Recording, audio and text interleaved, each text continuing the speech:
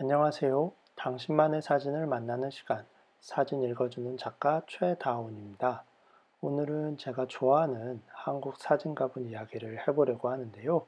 20살 무렵에 이 작가분이 찍은 잡초라는 시리즈를 처음 보고 팬이 되었습니다. 특히 제가 좋아하는 몇몇 작품들은 처음 봤을 때 거의 전율을 느낄 정도였어요. 수십 년의 사진 인생 동안 흑백 필름 사진만 고집해온 이 사진가는 회색을 중심으로 바라본 자신만의 세상을 우리에게 보여주었습니다. 작가의 이름을 붙여서 누구의 회색, 누구의 그레이라는 표현을 하기도 하는데요. 30년 넘게 꾸준히 자기만의 이미지 세계를 쌓아 올린 사진가가 받을 수 있는 영광스러운 칭호가 아닐까 합니다. 자, 오늘 함께 만나볼 사진가의 이름은 민병헌입니다. 그럼 당신만의 사진을 만나는 시간 12번째 이야기, 흐릿함 속에서 드러나는 명징함, 지금 시작하겠습니다. 민병헌 작가는 1955년 서울에서 태어났습니다. 사진을 시작한 때는 1980년대예요. 처음에는 독학으로 공부를 하다가 고등학교 은사인 홍순태 선생님, 이분은 1세대 한국 사진가이신데요. 이 홍순태 선생님께 조금 가르침을 받았습니다. 민병헌이 본격적으로 흑백 사진의 길을 걷기 시작한 때는 1987년 바탕골 화랑에서 열린 별거 아닌 풍경 전시입니다. 이때가 그의 사진 세계의 시발점이에요. 그때부터 2020년에 발표한 최신작 새 시리즈까지 그는 직접 촬영하고 현상하고 인화하는 흑백 필름 작업을 고집하고 있습니다. 민병헌이 생각하는 사진이란 것은 찍는 데서 끝나는 것이 아니라 현상과 인화를 통해 자기가 생각하는 톤을 만들어내는 전 과정이 한 묶음으로 연결되는 것입니다. 자기 눈으로 직접 보면서 자기 손으로 직접 결과물을 만들어내야 궁극적으로 원하는 이미지를 만들 수 있기 때문입니다. 그가 컬러 필름이나 디지털에 크게 관심을 갖지 않은 이유도 이런 것 때문이에요. 아마 한 우물만 파내려간 이러한 고집이 민병헌 회색, 민병헌 그레이라는 찬사를 받을 수 있게 한 바탕이 아닐까 싶습니다. 그럼 작품을 조금 만나볼까요?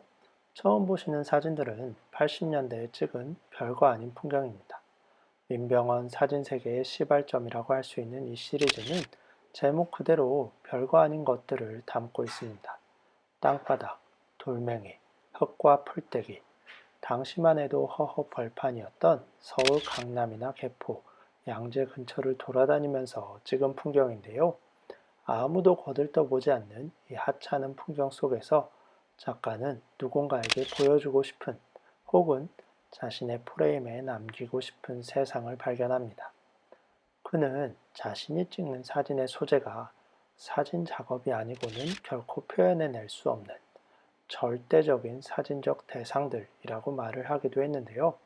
별거 아닌 풍경의 이미지를 보면 그 말이 무슨 뜻인지 조금 이해가 될 것도 같습니다. 그리고 제가 민병헌의 사진에 빠지는 계기가 되었던 잡초 시리즈입니다. 양수리 근교에서 찍은 이 사진들은 비닐하우스 천막 뒤에서 희미하게 형상을 드러낸 잡풀들을 담고 있습니다. 사각 프레임 속에 보이는 잡초들은 형태도 존재감도 희미합니다. 그런데 사진을 계속 보고 있으면 그들의 존재가 더 강하게 느껴지는 듯한 묘한 기분이 듭니다. 민병헌은 강한 콘트라스트나 뚜렷한 디테일이 드러나는 사진보다는 뽀얗고 모호한 느낌을 추구하는데요. 그래서 그가 사진을 찍을 때 좋아하는 날씨도 흐릿한 새벽빛이 올라온 때나 안개가 낀 날, 혹은 비나 눈이 내리는 때처럼 빛이 강하지 않을 때입니다.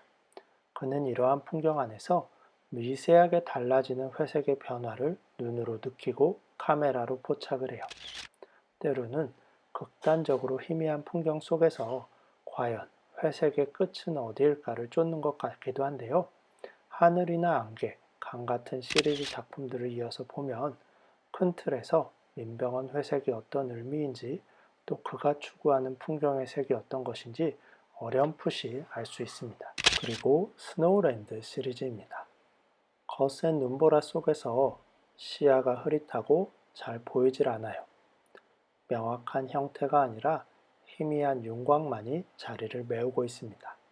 언뜻 보면 노출이 잘못 맞은 혹은 잘못 인화한 사진처럼 보일지도 모릅니다. 그런데 이미지 앞에 서서 계속 바라보고 있으면 마음속에서 무언가가 그려집니다. 희미하고 뿌였던 풍경이 점점 더 뚜렷하게 다가오는 기분이 듭니다. 저 멀리 눈 덮인 언덕 너머로 자리한 나무의 끝자락, 눈보라 뒤에 가려진 검은 숲의 풍경이 조금씩 명징해집니다.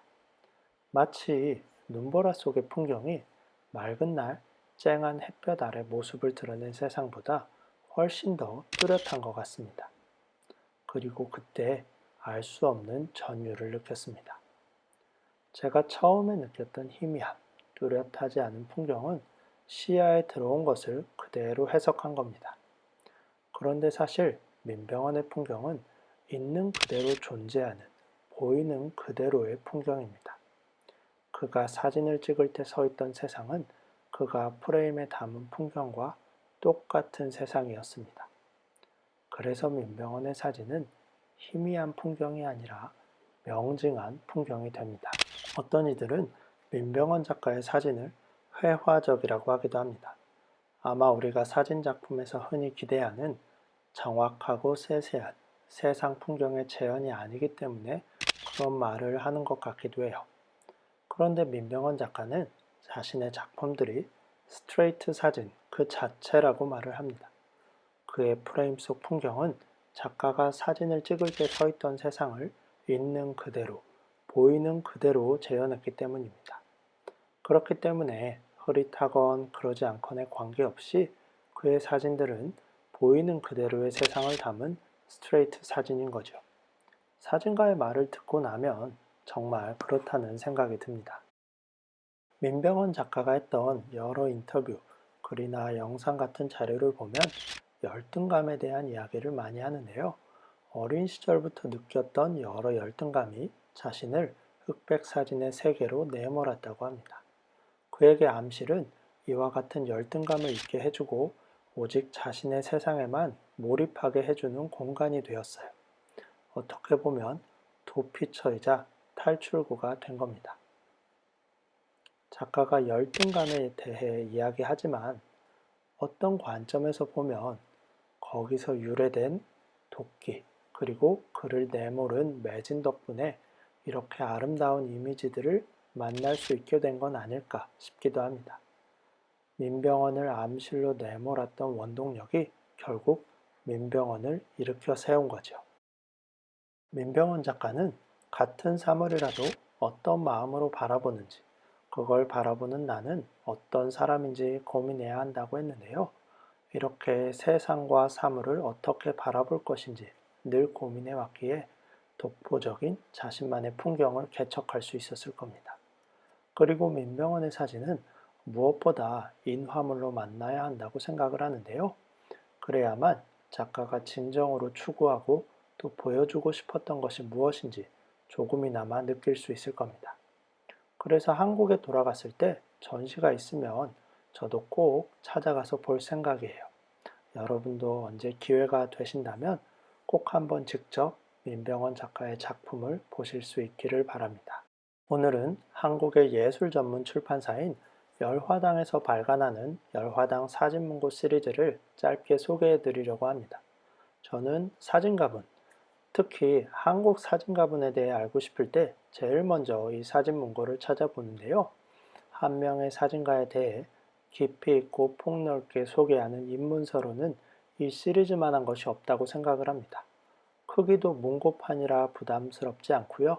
기본적으로 작품이 많이 실려있기 때문에 한 작가에 대해 알아가고 싶을 때 제일 좋은 출발점이 될 수 있습니다. 다만 초기에 사진문고가 나온 작가분들은 그때부터 지금까지 또 새로운 작품도 많이 발표하고 변화가 있었기 때문에 다른 자료들도 함께 찾아보면 더 도움이 될 겁니다. 그러는 과정에서 자연스럽게 작가에 대해 더 알아갈 수 있게 되는 거죠.